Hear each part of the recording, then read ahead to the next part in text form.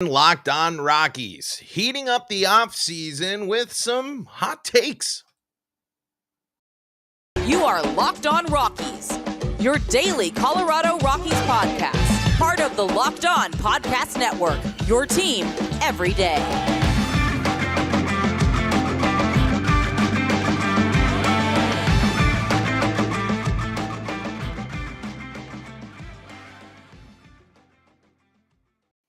Rock on Rockies fans, welcome into the Locked On Rockies podcast for today, the 12th day of January in the year 2023. I am your Rockies fan extraordinaire, Paul Holden, bringing you your daily Colorado Rockies talk right here on the Locked On Podcast Network, where you can find your team each and every day. And if your team is the Colorado Rockies, well, you're in the right spot, because that's what we do around here, is talk about the Rockies each and every day. That's what we like to do. And today on the Locked On Rockies podcast, we're going to throw out some hot takes. We're going to look at some stuff, and it's going to be this is a fun middle of January. So many things up in the air. We're just going to kind of throw out some takes, and we're going to see what's possible, see what it's like, and what the maybe just some things that we can look back on. So we'll go over that. But again, want to thank you for making us your first listen of the day. We're free and streaming on your favorite streaming service. All you got to do is just search Locked On Rockies, and you'll be taken to where you need to go. We also stream all of our episodes live on the Locked On Rockies YouTube channel, where you can be part of the live chat, be part of the show, and ask your questions. If you have hot takes, leave them in the comments section. Let us know on Twitter at LO Rockies or me at Paul Holden 33. So I wanted to start off here, and let's start off with a doozy of a hot take here. And the Colorado Rockies will have a Rookie of the Year next year. The possibilities are pretty great, at least when you're looking at sheer volume or sheer possibility. The Rockies will have a few rookies making their full season debuts. They should be fully eligible for the award, and the ones that make the roster and play consistently. Now, the question is, which one? Which one is going to be the one that has the big breakout season that makes it so the Rockies have someone that can be on the level of a Rookie of the Year candidate? And let's take a look at what it takes to be a Rookie of the Year, at least what it took Julio Rodriguez to be the Rookie of the Year last year. In 511 at-bats, Julio Rodriguez had 145 hits, 28 home runs, a 284 batting average, 84 runs, 75 RBIs, 25 stolen bases, an OBP of 345, a slugging of 509, and an OPS of 853, and an OPS plus of 147. That's an insane line. I mean, that is a line that is going to be so hard to top. And on the opposite side here on the NL side, the Braves Harris here, Michael Harris, the second, got it. And man, it's just, you look, and Julio had the better year, if you ask me. Can the Rockies get there? And that's the big question. The hot take is the Rockies will have a Rookie of the Year. If Elehuris Montero really breaks out and has his potential and his big power boom, he's going to have the best chance. I think Ezequiel Tovar is going to have some growing pains to go through. I think just with Tovar being on the younger side, Tovar being slotted to start every day, could be the opposite. Tovar could be, I think those two are your best bets. We'll see about Tolia. I mean, Tolia might not even make be on the roster at the start of the year, depending on where the depth of the roster is. And who knows with Sean Bouchard? Maybe he's the sneaky silent candidate that kind of sneaks in there. But the Rockies' best chance to have a Rookie of the Year probably will come between Montero or Ezequiel Tovar. And through that, the Rockies are going to need to see a lot more, a lot more from Montero to get out there. And his numbers in 176 at bats: 6 home runs, 233 batting average, 21 runs, 20 RBI, 270 slugging, 432. A 270 OBP, I'm sorry, slugging of 432, an OPS of 702. This is all from Baseball Reference. A WAR of 0.1. Julio Rodriguez finished the year with a WAR of 6.2 last year. It was a dominant season, and he is someone that if the bar is that, we are going to be seeing something that is going to be a massive improvement for Montero. If Montero performs at the level of Julio Rodriguez for the Colorado Rockies next year, I mean, I don't know what that makes the playoff picture a little bit more clear if you're able to go there, if you're able to compete, and if you have a young guy that breaks out like that on that level. That would be a massive win for the Colorado Rockies. I don't know if the Rockies necessarily have enough and the same firepower that a team like the Mariners have to kind of back up and think that they can get into the same type of position, a wild card thing. But if you have a breakout big Julio Rodriguez, Michael Harris types a year for Elehuris Montero, and Michael Harris batted .297, an OBP of 339, a slugging of 514, 64 RBIs, 19 home runs, 20 strikeouts, 64 RBI, and 123 hits. So Harris is a lot more comparable there when it comes to the potential line. If that's more of the barrier, that would be a huge boost for the Rockies. I mean, if Montero hits that line, that's incredible too. And again, that's the quality there. I believe the big X factor for Montero over, maybe not so much Julio, because Julio can do it, but maybe over Harris there. Didn't get to see too much of him, but I watched enough Julio Rodriguez and was around the team that I have more of a vision of that. But Harris with the 19 home runs here on the year, and Julio with 28. So that's if you're going to be rookie of the year, Montero, you're going to have to hit 20 home runs. It's got to be 20 home runs at least for Elehuris Montero. He wants to be that power bat. He wants to show that off. So let's see if he can get there. Seems like that batting average is going to have to creep up a little bit more. He's going to have to strike out less. But one big thing to point out there, Harris struck out 127 times this season in his 414 at-bats. And in his at-bats there for Montero, he struck out, let me see. Here we go.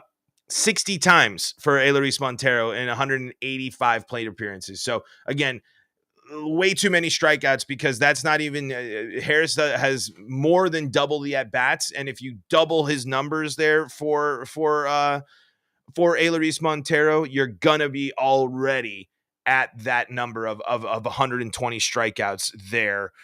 In pretty close though. So the strikeout numbers might be something similar there. So as a rookie, you're not going to be dinged too much. I mean, I think we looked the other day at Chris Bryant when he was a rookie of the year, and he struck out like an ungodly amount of time. So I don't think the strikeout is going to be a big killer for your rookie of the year hopes. But I think if the Rockies, for our first hot take, they're going to have a rookie of the year, it's going to be Elehuris Montero, and it's going to come because he's doing the long ball and hitting the ball out of the yard. I think that's going to be the big X factor for him if he is going to be the rookie of the year. That's what he has to do.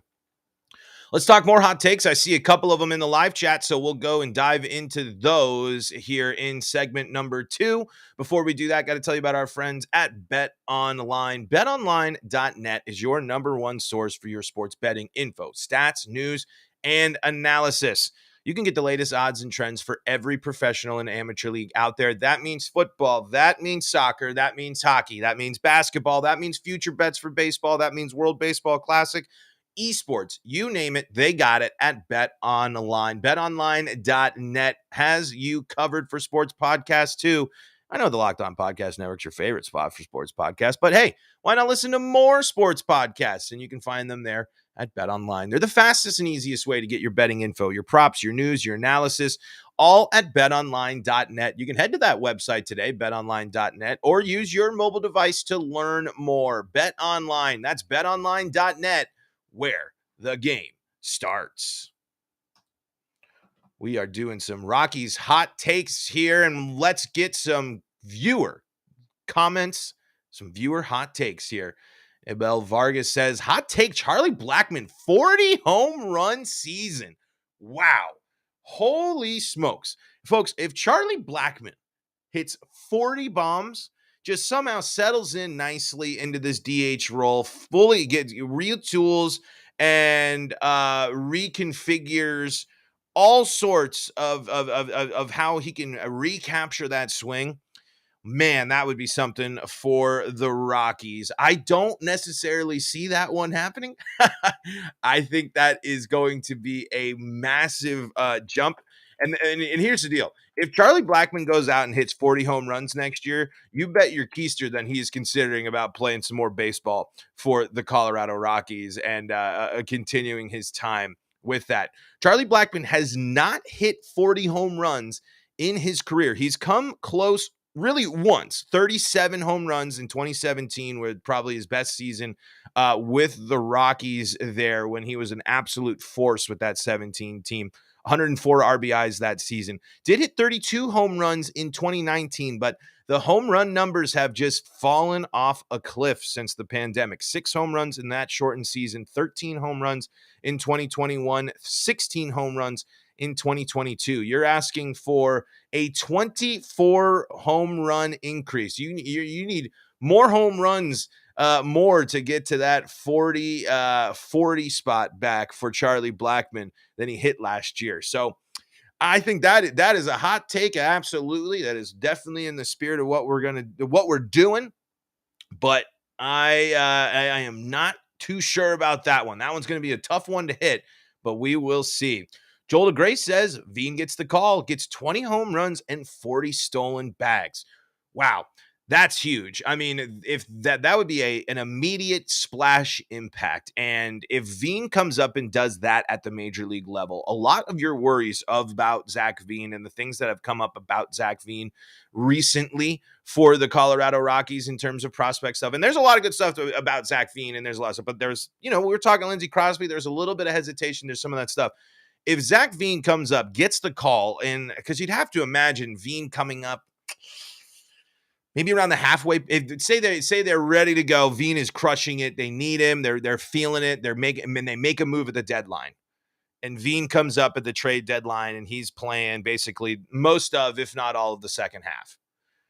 20 home run, 40 stolen bag, that just sets just a firm prime example of the capabilities of that kid. And if that is if that's the foot he sets off on, great sign for the Rockies. I don't think Veen is going to be able to have enough time to do something like that, but I definitely think when Veen gets the call up, it's not if, it's when, this season for the Rockies, he's going to be stealing bags. This is what he does. This is part of his unique strength. And this is something I believe the Rockies need to do more of, and something they criminally underutilized with some of the speed factors on their team. They had speedsters they could use late in games. They didn't steal. With the shift being moved around, with there being defensive changes, I firmly believe the Rockies should be back to be an aggressive base stealing team.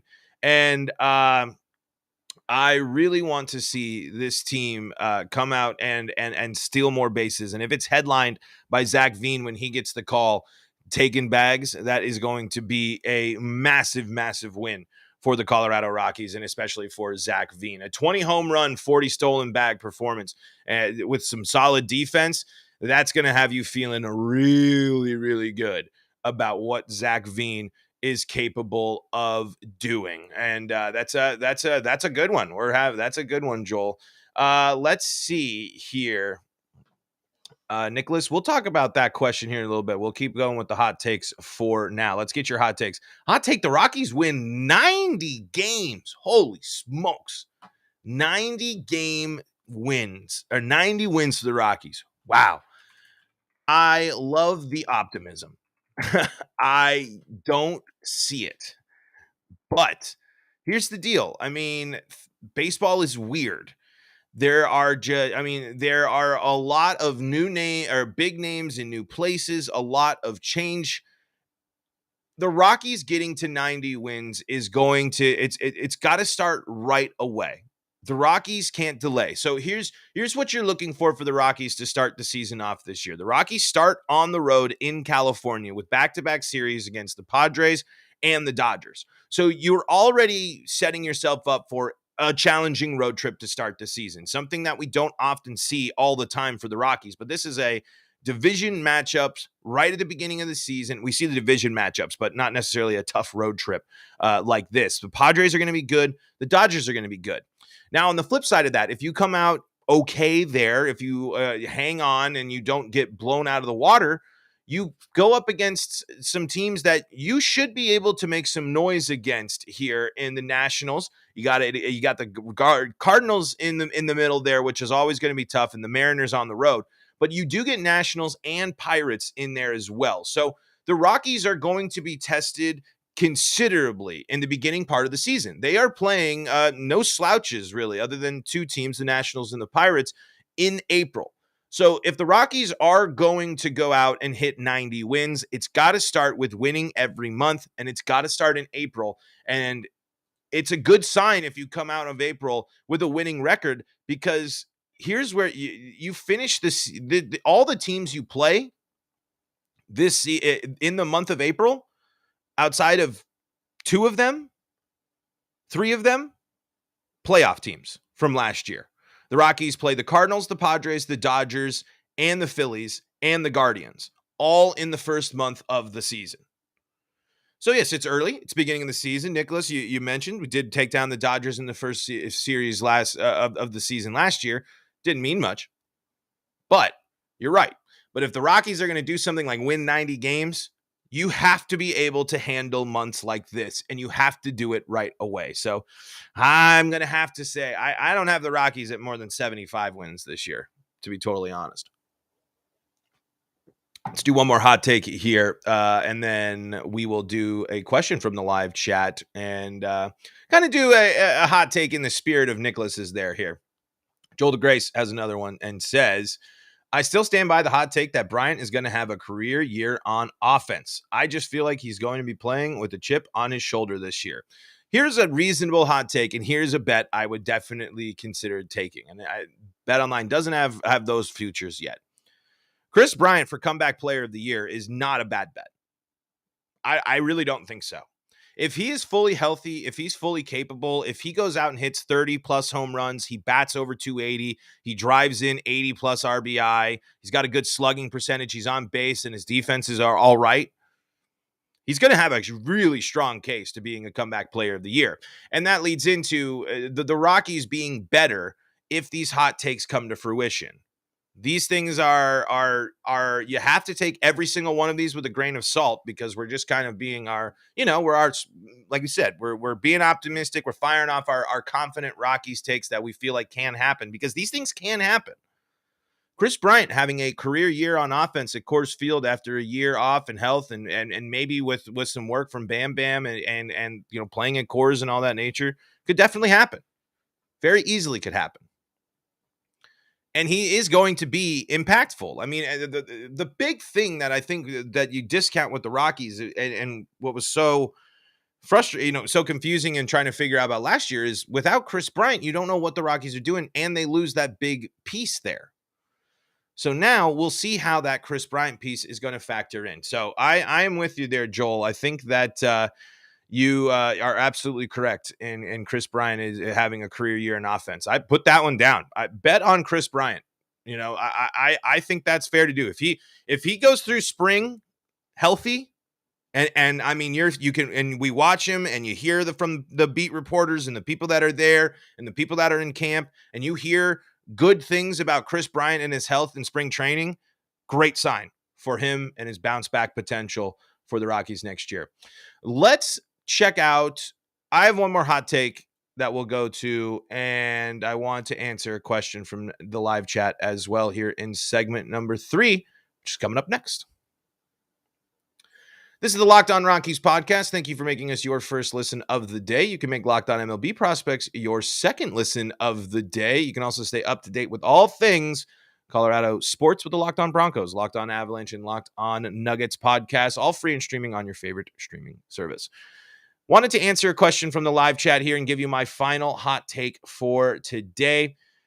Nicholas Delvo says, could the Rockies bring back any of the Blake Street Bombers to try to help the hitting of this team? It's very likely, and I believe the Rockies already do bring back some of them, but Todd Helton is with the team.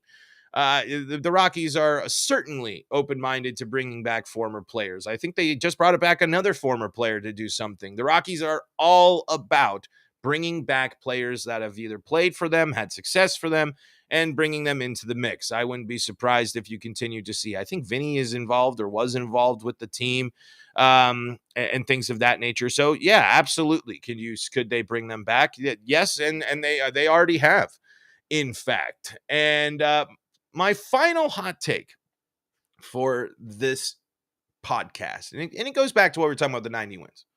The Rockies get the third wild card spot. And it comes off of the back of an improvement from pitching. I think the Rockies starting pitching staff, or at least the main two, and hopefully Austin Gomber, are going to bounce back, be successful, and the Rockies are going to win close games because of this bullpen comprised of fine to all right pieces that keeps you close enough and does their job, with a strong performance from Daniel Bard. A little more offense. If the Phillies can do it when they were dead in the water, baseball can be weird. The long stretches against the NL West are more few and far between this season.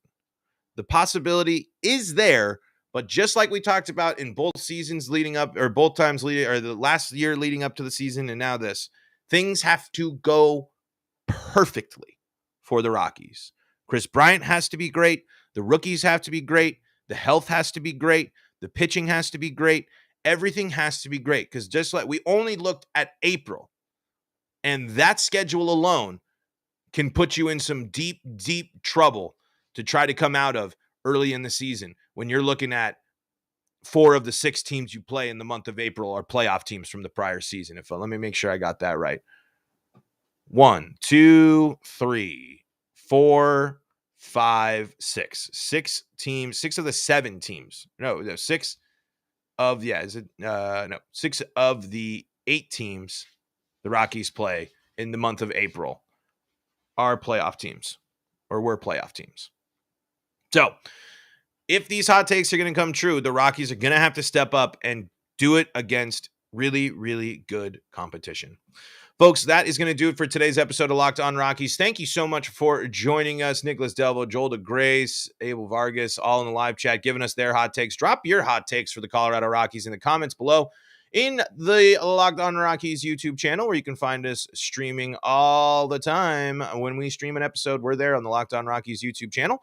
We're also free and streaming on your favorite streaming service, and you can find us on Twitter at LO Rockies, and I'm at Paul Holden 33. Thank you again for making us your first listen of the day. And folks, until next time, this is Paul Holden saying so long from the Locked On Rockies podcast.